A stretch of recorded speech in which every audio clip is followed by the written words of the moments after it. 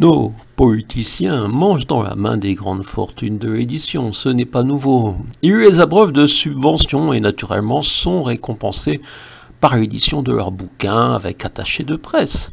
Même Jean-Luc Mélenchon, dont le discours devant les caméras dénonce l'oligarchie, pour au moment de l'édition de ses livres signés avec Robert Laffont en 2021 pour député du peuple humain.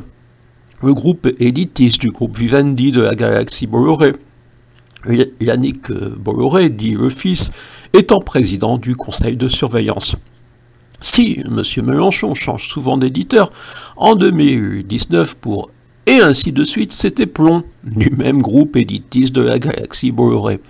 M. Mélenchon doit également dire patron à M. Lagardère, propriétaire par exemple de Fayard, où fut publié L'ère du peuple, dont le titre exact est peut-être L'ère du peuple soumis aux milliardaires.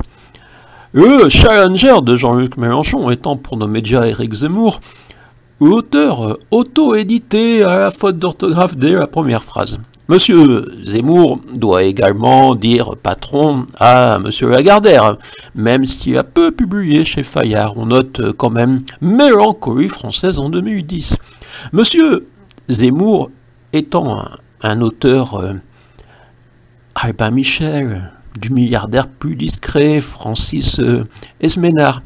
Il serait seulement vers la 400e grande fortune française, une fortune estimée à 230 millions d'euros. Pas loin, finalement, de Lagardère, 330 millions d'euros, et devant Gallimard, 160 millions d'euros.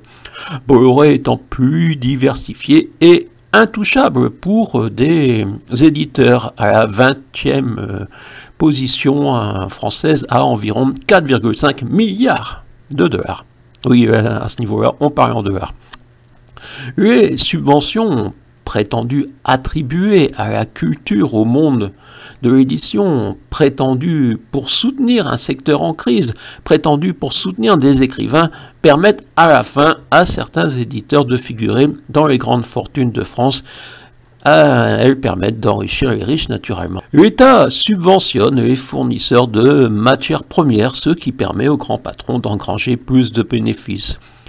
Un peu comme dans l'agriculture où les fournisseurs de Lactalis sont subventionnés, quand Emmanuel Besnier, principal actionnaire de Lactalis, est avec 16 milliards d'euros la 6e fortune de France.